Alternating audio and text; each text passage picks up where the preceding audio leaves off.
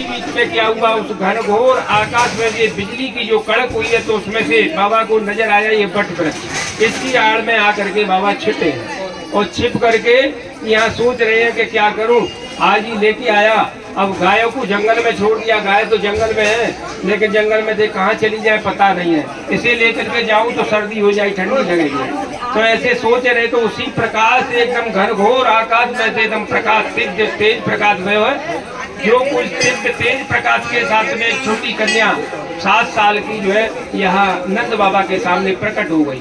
और नंद बाबा के सामने प्रकट हो गई, बाबा से जो लाला को मांगने लगी, कहने लगी बाबा अपने लाला को मुझे दे दीजिए। ऐसे बार बार कहने पर नंद बाबा कहने लगे, लाली तू कौन है, मैं तो तेरे को जानू ना हूँ।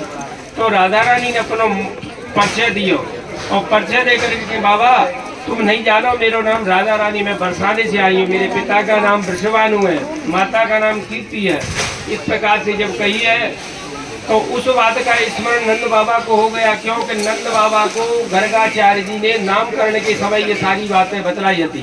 तो इस प्रकार से नंद बाबा ने शीघ्र ही राधा रानी की गोदी में दे दी, तो गोदी में दे करके यहाँ से नंद बाबा तो गायों पे चले गए, राधा रानी यहाँ भगवान को लेकर के इसकी परिक्रमा भ्रमण कर रही है। भ्रमण कर उसी बीच में भगवान राधा रानी की गोदी से उतर के 16 साल की हो गई, एवं राधा रानी भी 16 साल की हो गई है। ब्रह्मा जी को प्रेरणा हुई पुष्कर में, क्योंकि उन्होंने 68,000 पुष्कर में तपस्या करी है।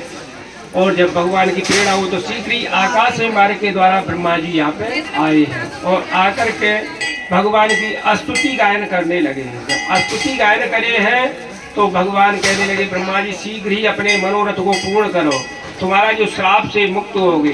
तो इस प्रकार ब्रह्मा जी ने अग्नि को प्रकट किया, पास करिए मैं थोड़ा पास वट वृक्ष को साक्षी करो, और साक्षी करके यहाँ पे भगवान का विवाह कराने लगे। जब विवाह पूर्ण संपूर्ण हो चुका तो गोपियाँ कहने, ब्रह्मा जी आप जो जाओ, क्योंकि तुम बार बार समाधि ले जाते हो, अतएव अब तो हम अपने आप स्वयं करेंगे। तो ब्रह्मा जी यहाँ से चले, तो राधा रानी ने रोक्यो, कहने लगी ब्रह्मा जी सुनो, जो हमारी ये लीला है ये अद्वितीय गोपनीय लीला है, इस लीला को किसी को प्रचार प्रसार नहीं करना, क्योंकि यहाँ पर हर व्यक्ति नहीं आएगा।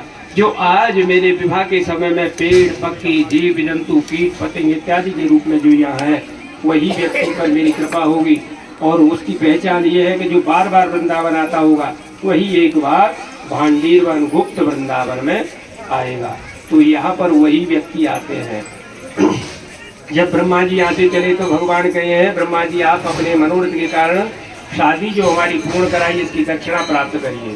तो ब्रह्मा जी कहे, प्रभु आप जो देना चाहते हैं तो मुझे चरण कमलों की भक्ति एवं श्राप से मुक्त करिए। तो भगवान ने तथास्तु स्वीकार किया और उनको स्थान दिया। पुष्कर से आकर के छठी का 4वां गांव में आज भी ब्रह्मा जी का स्थान है। इस प्रकार से जो है यहाँ पर जब ब्रह्मा जी चले गए तो ठाकुर जी के द्वारा गोपियों ने हमारी किशोरी जी का श्रृंगार कराया है, सिंदूर दान कराया है, जयमाला कराई है, गीत मंगल किए हैं, कुंज विहार लीला करी है। और शाम के समय राधा रानी भगवान को 2.5 वर्ष के ही मैया जसोदा को देकर के आई है, और आकर के यहाँ पे जब जो अपने स्थान को गई है। इस प्रकार से ये विवाह यहाँ संपूर्ण हुआ है। बोलो राधा रानी की जय। दूसरी लीला है, दाऊ जी ने यहाँ प्रलंबा